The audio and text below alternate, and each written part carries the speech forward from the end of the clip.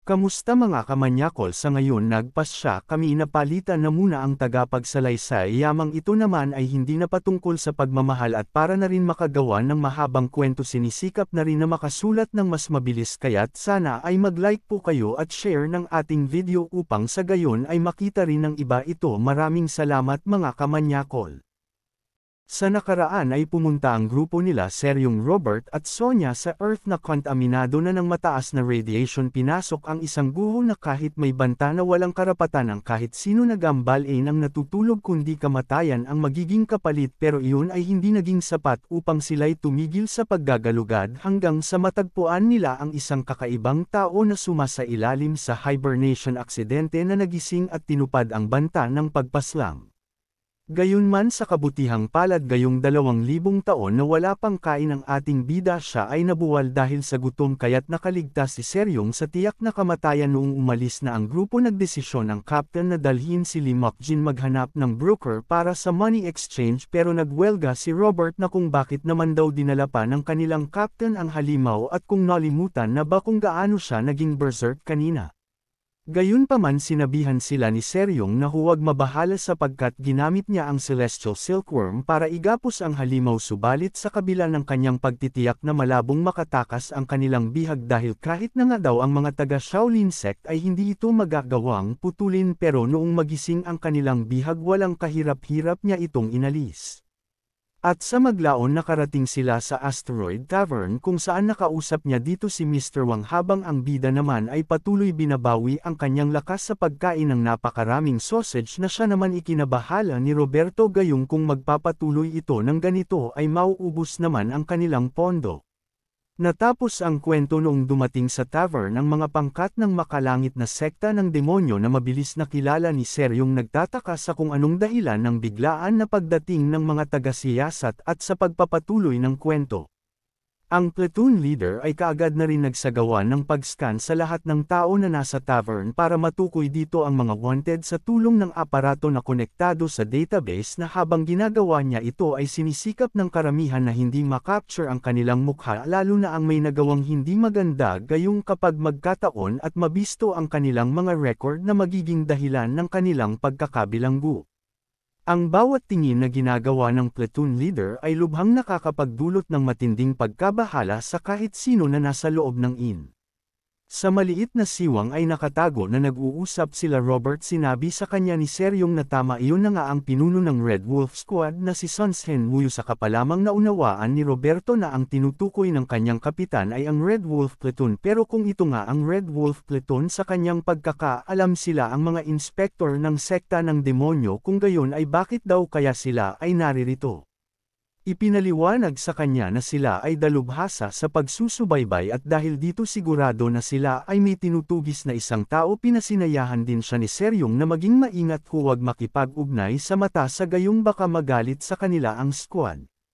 Kaso habang pilit nilang itinatago ang sarili at nag-iingat na huwag mapansin ang malaya nilang bihag, ay tumayo pa pagkatapos nais tiyakin kung ang kanilang pinag-uusapan ay tungkol sa sekta ng demonyo. Dagdag pa ng bida na sa pamamagitan ng sekta ng demonyo maaari bang kinakatawan ba nila ang Heavenly Demon Sect?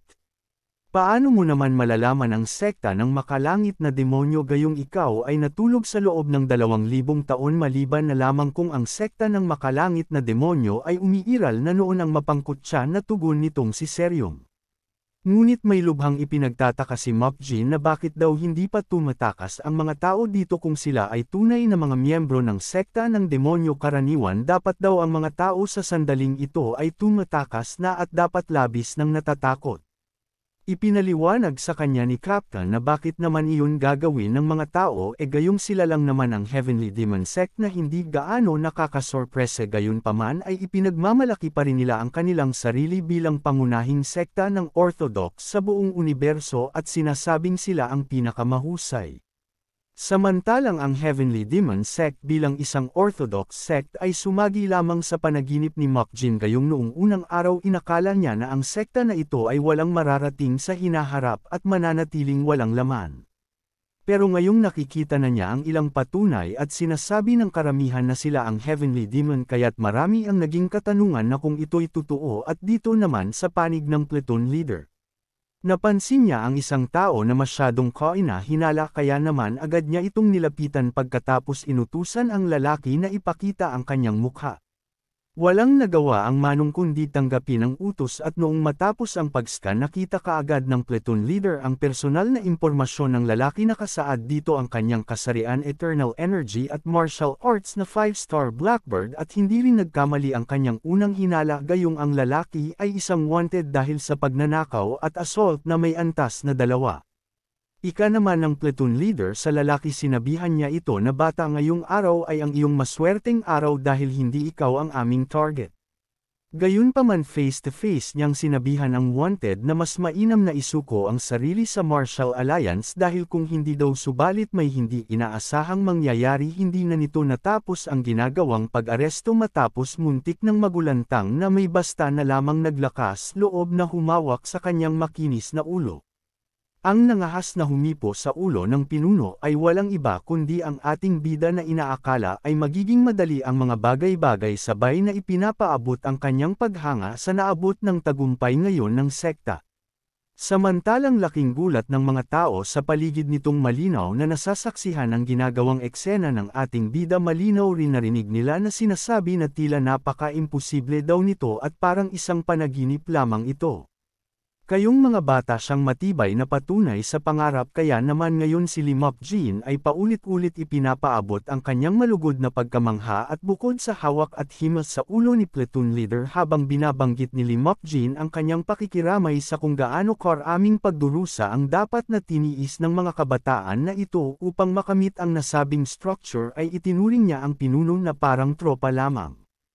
Kaya naman labis nang nagtataka ang lalaking wanted sa mga pinaggagawa ng bida dahil habang natatakot ang karamihan na nasa tavern may isang binata naman na kung ituring ang platoon leader ay parang isang tao na pangkaraniwan lamang. Sa unang pagkakataon nagsalita na rin sa wakas si Sun Shen Wuyu gayong hindi na nito matiis ang nangyayari sa harap ng karamihan tinanong niya kung sino ang batang ito na may problema yata ang isip at tungkol dito si Robert na lamang ang humingi ng dispensa ipinaliwanag nito sa Red Wolf platoon leader na mali lamang ang pagkakaunawa iginiit niya na hindi sa ganon. Kabado nitong ipinaliwanag na hindi sa ganon ito ay dahil lamang na ang kanyang mga kasanayan sa lipunan ay medyo kulang. Tila nakambansi naman ni Robert ang pinuno na plano sana niyang palampasin na lamang ito sinabing maswerte ang bida gayong wala daw siyang maramdaman kahit maliit na porsyento ng enerhiya bilang isang martial art sa katawan kaya naman magiging maingat daw ang leader sa sandaling ito upang maiwasan na mapinsala si Mok-jin at mahati sa maraming piraso.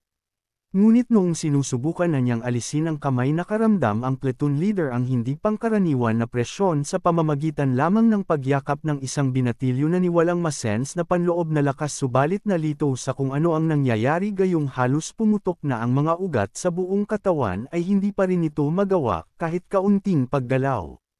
Ang dalawa ni Seryong at Robert ay hindi rin maintindihan kung ano ang nangyayari habang ang platoon leader ay lubha nang nahihirapan sa kanyang sitwasyon sobrang tindi ng nabuong galit sa isip dahil sa ginagawa ng bida at dahil din dito napilitan na ito'y gumamit ng kanyang sistema internal energy drive ini-activate ang Blood Wolf Demon Art sa may pinakamataas na antas. At noong matapos na ang proseso buong puwersa niyang pinakawalan ang kanyang teknik upang tigilan na siya ng binatilyo nagdulot ng pagkasira ng mga kagamitan ang pagwawala ng pinuno at kumalat sa loob ng tavern ang malakas na aura dahil doon ay mas lalo natakot ang karamihang tao maging ang kasamahan ng platoon leader ay hindi rin makapaniwala na gagamit ang kanilang pinuno ng ganoong antas ng enerhiya para lamang sa pagpapaalis ng isang binatilyo. Pero matapos ilabas ng platoon leader ang pinakamalakas niyang kapangyarihan nakita niyang nakatayo na ang binatilyo sa kabilang bahagi ang muntik magbigay panganib sa kanyang buhay dahil lamang sa casual na pagyakap at sa pagkamalas pa ng platoon leader bumagsak ang isang maliit na bato tumama ito sa kanyang makinis na ulo sabay narinig ang pangungutya ni Seryong na tila ata daw mali ang kanilang pagkakaunawa na malakas ang mga taga-sekta ng demonyo ngunit hindi na iyon pinansin pa ng leader bagkus pinagtuunan nito ng oras ay ang ating bida. Ginamit niya kaagad ang kanyang scanner para tukuyin kung sino itong muntik maglagay sa kanyang buhay sa alanganin, ngunit mas nakakabaliw pa pala ang kanyang matutuklasan dahil lumalabas sa database ay hindi rehistrado ang lalaki, ang lahat ay hindi kumpirmado ang kanyang kasarian, ang eternal energy at pati na rin ang kanyang martial arts ay walang makita na nilalaman. Kaya naman dahil dito laking tanong ng platoon leader sa sarili kung paano ang isang purong natural na pagiging zero eternal energy ay patuloy pa rin na nabubuhay sa may mababang oxygen, at gayong dahil nananatiling tahimik si Wuyu, naglakad palapit ang bida habang naglalabas ng kanyang analisis sa ipinakita ng isa sa taga-sekta ng demonyo na ayon dito ay iyon daw pala ang Blood Wolf Demon Art, ang isang mababang antas ng martial art sa mga makalangit na demonyo sa katawan ng paglililang.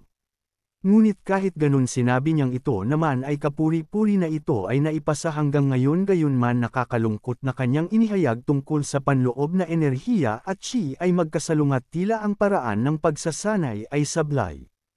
At matapos iyon ay ipinaliwanag din ng ating bida sa platoon leader na mabuti na lamang daw at siya ay nakapulong nito na isang magandang oportunidad at isang beses lamang na mangyayari sa buhay daw ng squad leader, at humingi siya ng pahintulot na hayaan siyang itama ito para sa kanyang ikabubuti. Bagamat totoo at dalisay ang kanyang hangarin, hindi naniwala si Sun Shen Wuyu bagkus dinaan sa karahasan. Ginamit na niya ang first form ng Red Wolf Demon Claw sa unang pag-atake, subalit walang hirap lamang ito'y iniwasan ng ating bida, gayunman hindi pa din siya natinag bagkus inulit-ulit ang gayong teknik kahit nabatid na may ibang madadami, pero wala pa rin kahit isa ang tumama. Kahit sinusubukan na ng platoon leader ang ibang paraan ay kitang-kita naman na pinaglalaroan lamang siya ni Mop Jin, umiiwas sa pagsalakay habang nakasukbit ang kamay sa bulsa ng jacket. Dinagdagan ni Wuyu ang pamamaraan ng Red Wolf Demon Wave at Red Wolf Ghost Claw, subalit iniikutan lamang siya ng ating bida nang wala gaanong pagsisikap na tanging sa hangin ito tumatama at sa haligi ng gusali, dahil dito na wala man lamang tumama o kahit ang dumaplis na pagtanto na siguro nito na ito ay hindi na biro at nitong sapat na ang panloob na enerhiya ay gagamitin na sana nito ang kanyang alas upang matuldukan na ang laban. Subalit lingid dito ay malinaw na napapanood ng bida ang kanyang bawat galaw at sinusubukan, kaya't nitong muli na naman siyang aatake ay dinampot na ni Mop Jin ang kanyang ulo, pinagsabihang tumigil, pero dahil ayaw makinig ang nagwawalang pinuno kaya naman no choice kundi ihambalos na ang mukha ng Ku, maghinawakan ng mahigpit ang ulo at pagkatapos ay malakas na itinapon sa sahig. Sa sobrang lakas ng pagbagsak ay lumubog ang platoon leader sa matigas na latag, at sa nangyari na ito napatulala na lamang ang ibang mga taga Red Wolf Squad, pati na rin ang ibang tao na nakasaksi sa paghampas sa sahig ng may awtoridad sa pag-aresto ng mga nakakagawa ng pagkakasala na kanilang iniiwasan hanggat maaari, pero sandali lamang tinalo ng isang binatilyo. Sila Robert at Seryong ay labis din nagulantang sa ginawang iyon ng ating bida dahil sa isang pagsapak ay hindi na nakagalaw ang pinuno ng squad at nawalan na ng malay tao, at balik muli dito sa panig ni Lee Mok Jin at ng pinuno ng squad. Sa ngayon pinangaralan niya ito na ang layunin ay maturuan lamang naman ng tama, subalit naging marahas at kumilos na parang isang ibon. Dagdag pa niyang ang tunay na martial arts ay hindi basta gumagaya, sa halip dapat ginagawa ito sa sarili. Matapos sa mixing pangangaral, bumaling naman ito sa mga kasamahan ni platoon leader na kung nauunawaan daw ang siyang nangyari sa kanilang pinuno ay bakit hindi pa nila ito itayo at subukan muli. Ngunit binawi nito ang kanyang pahayag, gayong ibig daw niyang sabihin ay tulungan lamang pala ang kanilang pinuno na nakatulog ang mga natulalang pangkat ng Red Wolf. Nang marinig ang pangungutya ng ating bida, saka pa lamang ang mga ito tila ay nahulasan. Subalit ang grupo ay hindi pumayag na hindi maipagiganti ang kanilang leader, sama-sama sumugod para sa kanilang pinuno. Iniutos ng Vice Captain na tapusin na nila ang mapangahas na puminsala sa kanilang squad leader, pero makikitang hindi man lamang kinabahan at umalis sa kinatatayuan ng ating bida habang may maraming mga sabay-sabay sumasalakay, ngunit hindi na ipinakita pa kung ano ang naganap na laban dahil tumalon ang eksena makalipas ang ilang oras. Sa kabilang dako ito ang headquarters ng Heavenly Demon Sect, ika-32 na distrito, kung saan ay nakaabot kaagad ang masamang balita sa lahat ng kanilang mga tauhan. Hindi makapaniwala ang commander sa pinapanood na ulat sa nangyari dahil ang bawat alagad nila ay may bakas sa mukha ng malakas na pagkakasample. Habang ang pinuno ng squad ay kasalukuyang sinusuri dahil ito ang may pinakamalubhang pinsala na tinamo naglagay na ng harang ang mga awtoridad upang makapagtrabaho ng maayos ang mga medik dahil napakaraming tao ang umuusisa ang bawat isang alagad naman na walang malay ay isinakay sa robotic stretcher at sa nangyaring ito dismayado ang commander ng Heavenly Demon na si Jong Ritek sa loob-loob ay hindi talaga makapaniwala sa sinapit ng kanilang mga alagad. Maya-maya dumating ang isang elder ng sekta iniulat niya kay Commander Jong Ritek na sa kabutihang palad nagdurusa lamang ang bawat isa sa matinding pagkakatulog gayunman wala na sa bingit ng panganib ang kanilang mga buhay kaya't sila daw ay maswerte pa rin. Subalit hindi matanggap ni Jong Ritek na ito'y masasabing swerte matapos matalo lamang ang kanilang mga tauhan ng hindi kilalang tao sabay nagtanong sa senior elder ng sekta kung talaga ba daw na isang tao lamang ang siyang tanging naglagay sa masamang estado sa lahat ng Red Wolf Platoon at kung totoo rin ang ulat na ang tumalo sa mga alagad nila ay hindi rehistrado sa database. Sumagot si Senior Elder Jo Chunrock ng oo subalit nalaman nilang nakarehistro ang mga kasamahan at sila ang grupo ng bounty hunter na tinatawag na S-Devil. Ipinaliwanag din ng Elder na ang grupo ay malinaw na mga B-rank lamang o marahil mas mababa pa dito at sila rin ayon sa data ay mga kriminal at pinamumunuan ang pangkat ng may pangalan na Seryong ang Blazing Devil. Samantala kaya naman nakasimangot ang mukha ngayon nitong si Captain Seryong dahil dito sa ating bida na ayaw sumagot sa kanilang mga tanong hanggat hindi binibigyan ng pagkain kahit anong gawing pakiusap nila Robert ay ayaw talaga sumagot nito. At balik sa pag-uusap ng mga taga-Heavenly Demon nais tiyakin ni Commander Jong Ritek kung ang Blazing Devil ba talaga ang kasama ng puminsala sa Red Wolf Platoon. Mabilis sumagot si Elder Jo Chunrock ng oo sila ay kilala na mga bounty hunter na tumatakbo sa parehong orthodox at unorthodox na mundo. Subalit sa kasamaang palad matapos ang insidente iniwan nila ang Wild Crane Inn gayunman nangako ang Elder na magagawa naman daw nilang matrack ang grupo at nitong magtanong si Senior Elder Jo Chunrock na kung dapat na ba daw nila gawin ang pagtugi sa lalong madaling panahon. Hindi sinang-ayunan ng commander ang kanyang mungkahi dahil ang nais ni Jong Ritek ay siya mismo ang gagawa ng pagtugis bagamat nagulat ang elder sa pahayag na iyon ng kanilang commander hindi na siya nagtanong pa kung bakit at pagkatapos nito ay umalis na ang commander at ang elder ay nagpakitang galang sa pagtatapos ng kanilang pulong. Hindi pa nagtatagal ay nakatanggap ng tawag ang sekta ng Heavenly Demon ng video call pero nang makita ng commander kung sino ang tumawag na ang pinuno pala ng Greenwood mababakas sa pagmumukha nito ang bahagyang hindi pagkakomportable. Samantalang may pang-aaliw na nakipag-usap ang may mataas na katungkulan sa Greenwood na di umano ay matagal na rin daw noong sila'y huling magkausap ng District Commander hindi pa man nagsasalita si Jong Ritek ay sinabi na kaagad ng Greenwood kung ano ang kanilang pakay. Nag-init ang dugo ni Jong Ritek sa sandaling malaman na niya ang pakiusap ng Greenwood gayong humihiling na sila na ang bahala sa pagtugi sa tumakas na grupo nila Seryong at habang pinagpaplanuhan ng dalawang sekta kung paano mahuhuli ang S-Devil Bounty Hunter ang ating mga bida naman ay patuloy sa paglalakbay sa kalawakan. Si Mokjin na tahimik lamang at nakaupo sa harapan ng lamesa hawak ang isang kutsara at kutsilyo para maghanda na sa muling paglamon ngunit hanggang sa sandaling ito ay hindi pa rin siya binibigyan ni Seryong ng pahintulot para kumain bagamat wala naman kaso kay Robert na magbigay sila ng pagkain pero nananatiling matigas ang kanyang captain sapagkat siya ay ayaw pumayag hanggat walang nakukuhang tugon.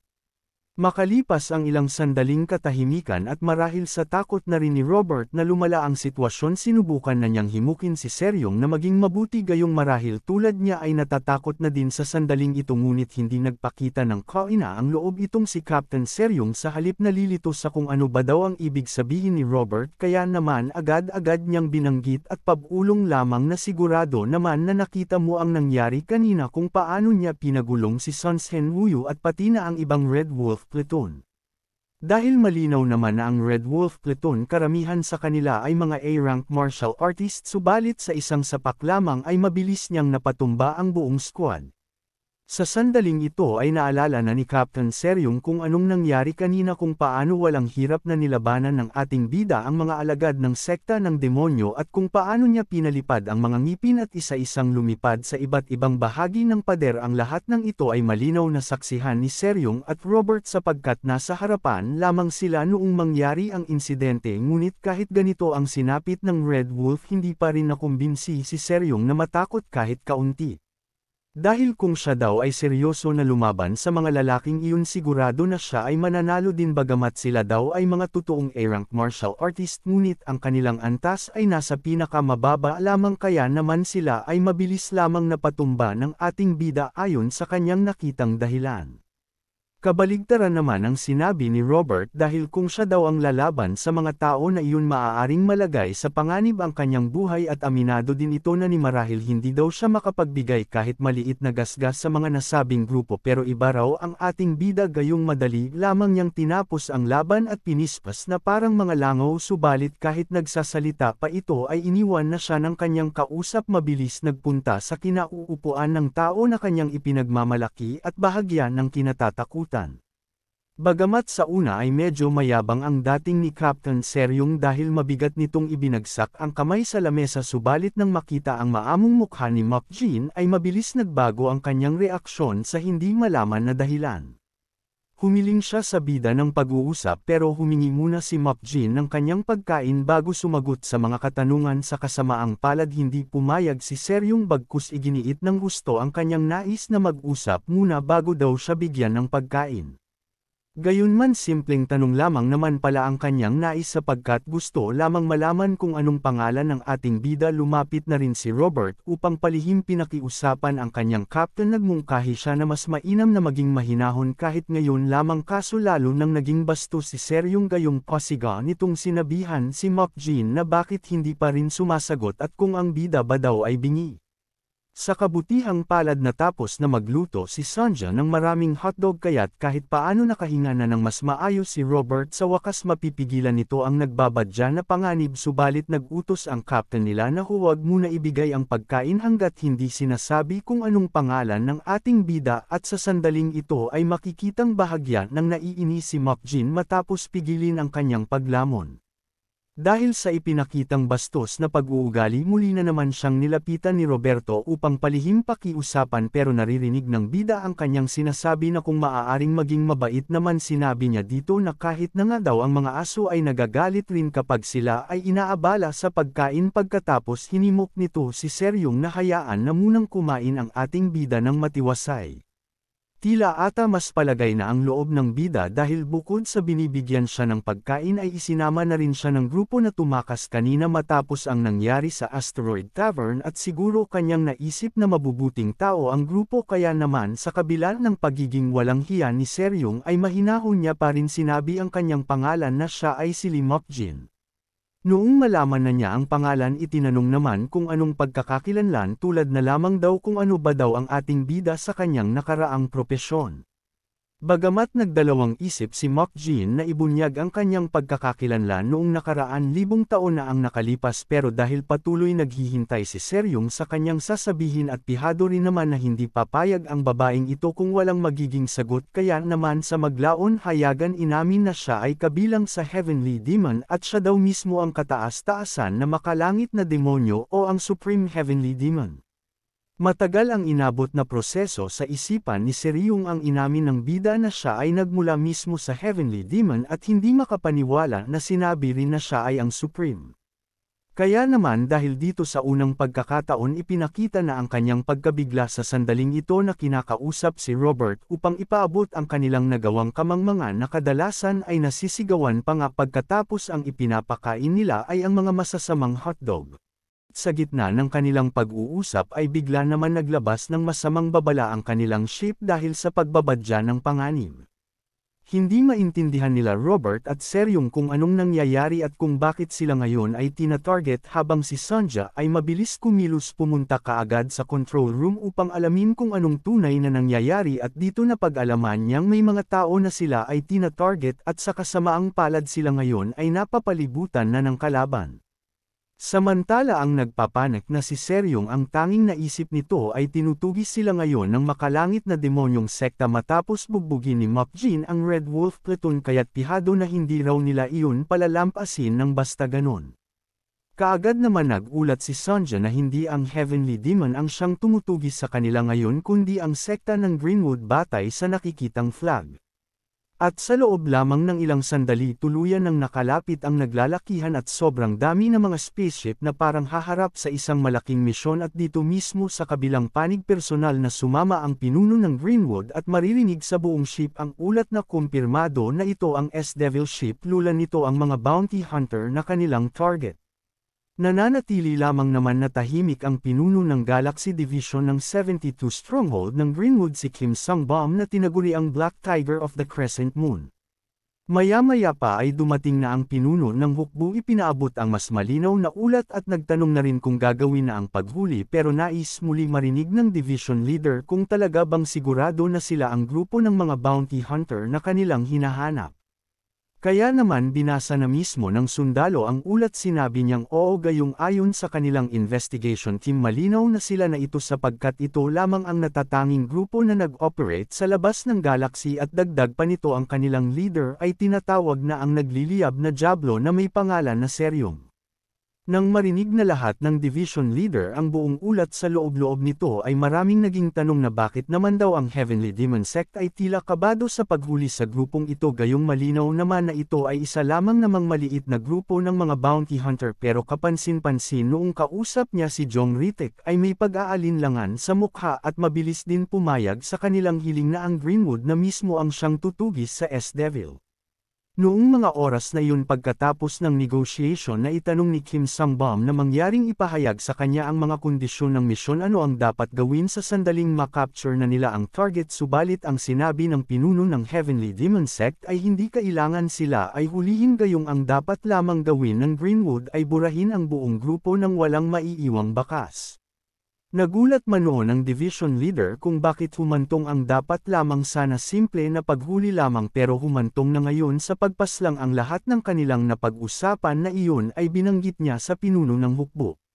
Dahil mayroon din lihim na misyon ang Greenwood pumayag sila sa ibinigay na kondisyon ng Heavenly Demon at dahil sa kondisyon na iyon hindi man malinaw kung bakit ngunit sa tansya ni Kim Sung-bom dito ay may kakaibang bagay na nangyayari at tiyak. Binanggit niya rin sa pinuno ng hukbo na bagamat ang Heavenly Demon sila ay higit na sanay sa pagtugis ng mga kriminal at mas matagal nang nabubuhay ang kanilang sekta dapat sila daw ay magkaroon ng isang partikular na dahilan sapagkat ipinagkatiwala nila ang gawain na ito. Gayunman hindi maunawaan ng sundalo kung bakit nila papasabugan ang barko kaya't ipinaliwanag ng division leader na gayong nag-ingat ang Heavenly Demon para dito dapat daw ay mayroong isang bitag sa loob ng barko na iyon at dito mismo sa panig ng ating mga bida hindi rin nila maunawaan kung bakit ang Greenwood ay nagdala ng isang buong hukbo ng barko na ginagamit nila sa oras ng digmaan. Gayunpaman ay hindi naman gaano nababahala si Seryong kahit na may mga barkong nakapalibot sa kanila dahil sa pag-aakala na ito'y isang bandit lamang at kaya sila ay naririto para sa pagnanakaw ngunit duda si Robert na iyon ang kanilang layunin gayong bakit nagdala sila ng isang malaking hukbo sa paligid at kung pagnanakaw nga ang kanilang pakay ano naman daw ang kanilang makukuha sa kanila dahil sila ay grupo lamang naman ng mahihirap na magnanakaw kaya't hindi kumbinsido si Robert sa naging pahayag ng kanyang kapitan. Nakuha naman ni Seryong ang ibig niyang sabihin ngunit dahil tinutuya na halos ni Roberto ang kanilang pangkat bahagya tuloy nagalit si Captain Seryong dahil sa kanyang mga sinabi na iyon na sila ay mahihirap na magnanakaw sa kalawakan kaya naman tumigil na lamang si Robert sa pagbibigay ng kanyang saloobin. Si Seryong sinubukan niyang bawasan ang tensyon sa loob ng barko sapagkat ito naman daw ay hindi na mahalaga ang sigurado dito sila ang mga taga-Greenwood scumbag robbers at kung ang pagnanakaw lamang rin naman ang kanilang pakay magagawa nila ito ng paraan sa pagbibigay ng kanilang mga nanakaw rin na bagay para matapos na ang kanilang suliranin samantala itong ating bida ay muli na naman labis na mangha matapos makakita ng naglalakihang barko doon sa kalawakan.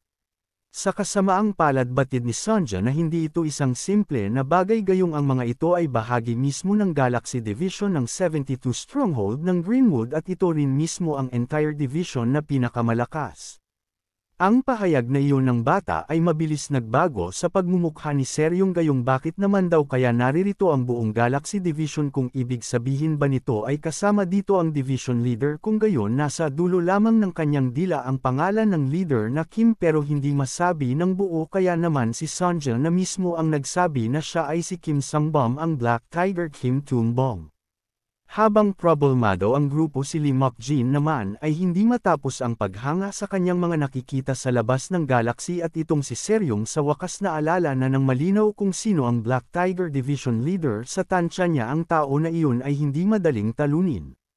Bagamat sumang-ayon si Robert na talagang hindi daw ito magiging madali para sa kanila dito pagkatapos ay tinuya niya ang kanyang captain na mawawala ang buhay sa loob lamang daw ng 3 galaw kung sakaling magtangka na lumaban ito sa division leader ngunit nagreklamo si Seryong ipinagtanggol ang sarili gayong kung mag-focus lamang daw siya sa laban ay hindi siya matatalo ibig niyang sabihin ay hindi rin siya ganun madaling mapabagsak. Dahil matigas talaga ang ulo ni Seryong malungkot na tumalikod na lamang si Robert sabay sinabi kalimutan na lamang kung anuman ang kanyang binanggit bagkus nagmungkahi na isuko na lamang nila ang kanilang sarili ng mabilis sapagkat wala naman daw sa kanilang mawawala at huwag na rin magpanik ang kanyang mungkahi ng pag-surrender ay nakitang magandang gawin ng captain kaya naman tinawag niya ang lahat ng grupo sinabing makinig ang lahat sa kanyang mga magiging utos mula ngayon. Ang una kahit magpaputok sila ng electromagnetic pulse capture round upang putulin ang enerhiya ng kanilang barko upang maiwasan ang pag-iwas ay kanya daw yung pinapayagan. Ang pangalawa kung sakali naman na ang kabilang panig ay pumasok sa kanilang barko ng armado sinabi ni Seryong na kanya rin daw yun pinahihintulutan.